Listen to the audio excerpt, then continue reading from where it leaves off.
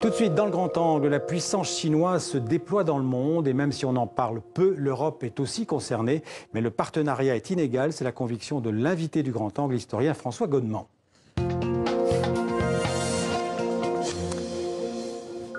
Bonjour François Godement. Bonjour. Vous êtes historien, ancien professeur à Sciences Po, l'un des meilleurs spécialistes français de la Chine et conseiller pour l'Asie à l'Institut Montaigne.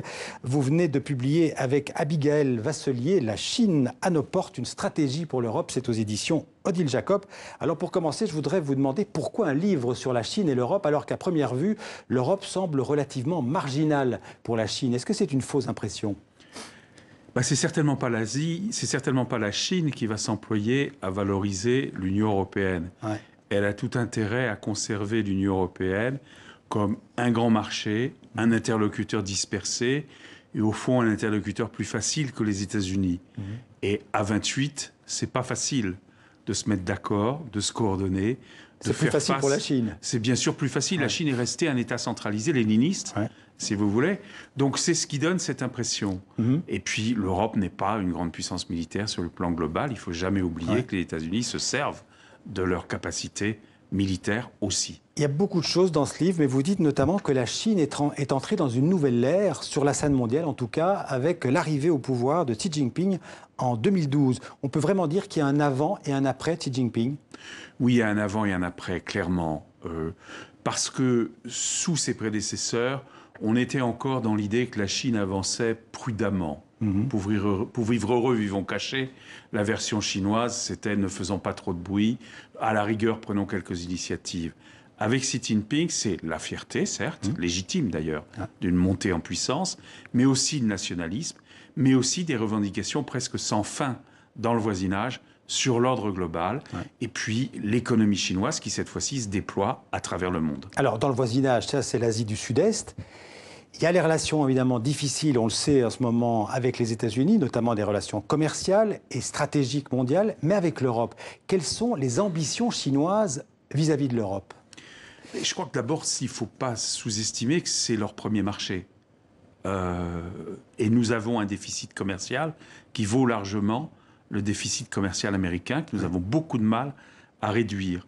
Ensuite, l'Union européenne est une sorte de supermarché des technologies. Plus facile à pénétrer que les États-Unis parce que très dispersés au point de vue étatique. Les protections ne sont pas là. Nous n'avons pas les mêmes problèmes avec la Chine parce que nous n'avons pas globalement le déficit des comptes courants. Je m'excuse de l'expression un peu technique. En gros, les sorties de capitaux qu'ont les États-Unis. Donc nous sommes moins exigeants avec la Chine que les États-Unis l'ont été. Donc longtemps, pour les Chinois, l'Europe, ça a été facile. Alors vous dites que la Chine, d'une certaine manière, elle applique le vieil adage diviser pour régner, parce que c'est évidemment plus facile. La Chine, c'est un pays, vous l'avez dit, centralisé, un État fort, un État parti, et l'Union européenne, c'est 28 pays. Donc chaque pays défend d'abord ses propres intérêts. La Chine est peut-être un des deux grands pays qui resteront des grandes nations souveraines, par-delà toutes les tentatives d'intégration, de régionalisation. Donc pour elle, l'Europe, c'est une réalité pas vraiment crédible. L'Europe institutionnelle. L'Europe institutionnelle, la supranationalité, si vous voulez, que dans une certaine mesure incarne l'UE. Elle préfère traiter avec les pays, puis il faut bien se dire qu'aujourd'hui, aucun pays n'est à l'échelle de la Chine. Même l'Allemagne se rend compte aujourd'hui. Le pays européen le plus important dans les relations. Qui est le plus important, qui est celui qui n'est pas très loin de faire jeu égal dans ses échanges commerciaux. Même elle ne le fait pas tout à fait. Mais elle se rend compte que les négociations, elles ne pèsent pas par elles-mêmes. Pourquoi est-ce que vous parlez d'asymétrie dans les relations entre l'Europe et la Chine ? C'est une asymétrie notamment par rapport à l'ouverture des marchés. Le marché européen est très ouvert, contrairement au marché chinois. Alors oui, c'est plus général avec l'ensemble des pays développés. Mais il faut bien se dire que la Chine a eu la chance et l'habileté d'entrer à l'Organisation mondiale du commerce, l'OMC, comme économie en développement à perpétuité. On n'a jamais mis de terme au statut d'économie en développement. Ça veut dire avec beaucoup d'avantages. Avec des avantages, beaucoup moins d'obligations, et systématiquement dans tous les domaines. Mais ça va du commerce, par exemple, aux contraintes environnementales ou climatiques. Elle applique ça. On pourrait dire que l'Union européenne continue de considérer la Chine comme un pays en développement. Elle n'a pas trop le choix, parce qu'au regard du statut de l'OMC, c'est bien ce qu'elle est. Et sur le plan légal, ça serait difficile de faire autrement. Simplement, quand les conséquences deviennent incroyables, quand, si vous voulez, la Chine est en passe de devenir la première économie mondiale, quand elle devient aussi un acteur important sur les services dans le digital, dans les hautes technologies, où on n'a à peu près rien négocié par le cadre de l'OMC, ça devient un immense problème. Ouais. Ce qui veut dire que l'Europe, dans ses relations avec la Chine, elle est trop faible, voire naïve. Il y a une certaine naïveté européenne.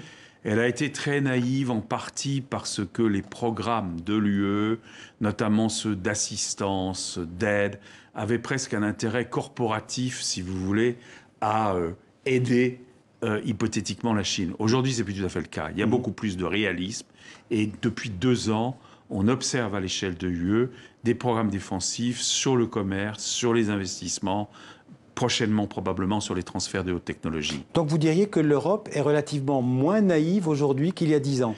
Elle l'est beaucoup moins qu'il y a 10 ans. Elle a été, faut dire, à rude école, avec par exemple plusieurs sommets de suite avec la Chine où il n'y a aucun résultat, avec des promesses qui sont souvent pas tenues. Et elle est moins naïve aussi que certains pays membres de l'UE qui croient que par rapport à leurs voisins, ils vont gagner un avantage, si vous voulez, en étant plus facile avec l'interlocuteur chinois. C'est souvent le contraire qui se produit. Est-ce que le nain européen ou les 28 petits nains européens ont des moyens de pression sur la Chine? Est-ce que vraiment on a les moyens de faire fléchir la grande puissance chinoise, notamment d'un point de vue commercial? On en a un qui est l'accès au marché. On en a un qui est l'entente avec d'autres partenaires, qu'il s'agisse des États-Unis, du Japon et parfois même de pays comme la Corée ou autres sur les technologies, sur l'accès aux technologies. On en a aussi parce que la Chine a besoin de placer ses capitaux chez nous. Elle ne peut pas dépendre entièrement du dollar et qu'elle a besoin de le faire en sécurité. Donc, contrairement à ce qu'on croit, si on est prêt à jouer un jeu coordonné, au lieu de le jouer de façon dispersée, la Chine est pragmatique. Elle n'est pas, par principe, hostile aux négociations avec l'Europe. Elle n'a aucune raison de concéder plus si elle ne voit pas un partenaire crédible. Alors, le pouvoir politique chinois, vous en parlez aussi dans votre livre, il a besoin de la croissance économique pour se maintenir. Donc, a priori, c'est toujours plus de commerce, toujours plus d'ouverture. C'est dans ce sens-là que va la Chine. Elle a été le plus grand bénéficiaire de la globalisation, il n'y a aucun doute là-dessus, y compris en partie par des transferts d'emplois, y compris par les transferts de technologie. Mais ça veut dire aussi que dans certaines mesures, elle en est dépendante. Elle observe avec beaucoup d'inquiétude le repli commercial américain, par exemple. Oui, on a dit pendant des années que la Chine était l'atelier du monde, mais c'est un peu dépassé, cette vision-là. Elle n'est plus aujourd'hui l'unique atelier du monde. Beaucoup de multinationales se déplacent vers l'Inde, vers les voisins asiatiques. Si vous voulez, ils ont petit à petit des alternatives. Elle garde des atouts. Ne sous-estimons pas les capacités chinoises, logistique, transport, tout ça a bouleversé le pays. Alors la Chine, vous le dites aussi, aujourd'hui c'est un capitalisme d'État avec un parti-État. Comment est-ce que vous définiriez le régime chinois actuel? C'est un régime léniniste riche. La Russie était une puissance pauvre. On n'a jamais connu un régime léniniste enrichi. Le léninisme, c'est pas un principe économique et social, c'est une méthode de gouvernement par le parti, par la centralisation. Donc elle fait ça et en même temps, elle donne des rentes de situation extraordinaires aux tenants de l'établissement de l'État-parti. À l'État-parti lui-même, 20 millions de membres, par exemple, qui sont salariés. Pour prendre cet exemple, l'Assemblée nationale chinoise est celle qui, au monde, compte le plus de milliardaires, parfois membres du Parti communiste. Donc il y a une fusion de la richesse et d'un système de pouvoir très centralisé. C'est un système qui est stable. On sait que la croissance économique est en train de fléchir en Chine. Elle ne serait plus que de 6 ou 6,5%, ce qui nous paraît énorme, mais pour la Chine, c'est relativement peu. Est-ce que vous diriez que le régime là, de Xi Jinping, qu'on voit à l'image, il est menacé dans les prochaines années ou il n'y a pas d'alternative? Celui qui vous donnerait une prédiction sur la stabilité serait fou. Je vais vous donner un argument pour, un argument contre. L'argument contre la stabilité, c'est que tout repose sur un édifice plus personnalisé que jamais autour de la personne de Xi Jinping, qui est parfois contesté, critiqué d'ailleurs, qui a exagéré le culte de la personnalité, et c'est lourd de menaces pour l'avenir. L'argument favorable, positif à la stabilité, c'est que la Chine est la première puissance digitale au monde, qu'elle a des moyens de contrôle de la population renforcés par la technologie moderne, qu'elle n'a aucun scrupule à l'appliquer, et donc il est beaucoup plus difficile que partout ailleurs d'y développer une opposition quelle qu'elle soit. À propos de puissance digitale, hier soir à Davos, le milliardaire philanthrope George Soros, je ne sais pas si vous l'avez vu, a qualifié le président Xi Jinping d'ennemi le plus dangereux des sociétés démocratiques, notamment, a-t-il dit, à cause des recherches chinoises en matière d'intelligence artificielle. Est-ce que vous partagez ce jugement radical ? Je partage ce jugement et je partage aussi celui qu'il avait exprimé l'an dernier sur les dangers que présentaient les GAFA, les grandes entreprises américaines qui elles-mêmes ont un usage immodéré de ces mêmes technologies.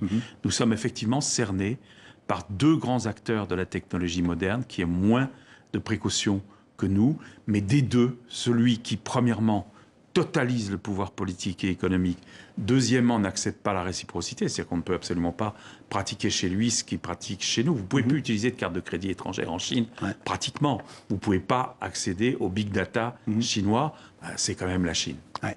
Une des autres grandes différences que vous épinglez dans votre livre entre la Chine et l'Europe, c'est que contrairement à la Chine, l'Europe, vous le dites, n'a pas de vision stratégique mondiale. La Chine a une stratégie mondiale. L'Europe conserve une stratégie mondiale qui est fondée sur le multilatéralisme, sur l'intégration, sur le droit, qui est un volet qui est indispensable aux valeurs européennes. On ne tiendrait pas entre nous, entre des États-nations, si on ne croyait pas à ça. Donc c'est indispensable. Mais ce qu'on n'a pas, parce qu'on a eu le culte du marché, c'est une politique industrielle, c'est un budget suffisamment large pour soutenir l'innovation, c'est un ensemble de règles entre les pays qui régulerait un peu mieux la concurrence sociale ou fiscale, qui permettrait à l'Europe d'être un véritable bloc. On ne sait pas si l'avenir est à une économie globale ou à trois blocs séparés l'un de l'autre.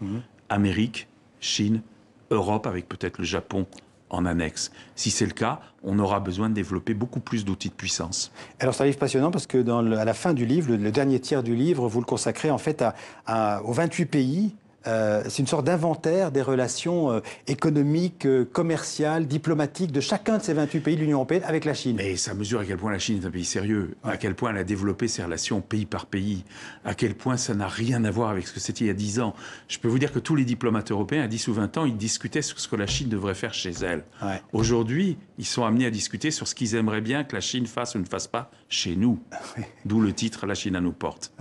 Un dernier mot, François Godement, comment vous est venue cette passion pour la Chine? Parce que je crois que c'est le 10e bouquin sur l'Asie, sur la Chine.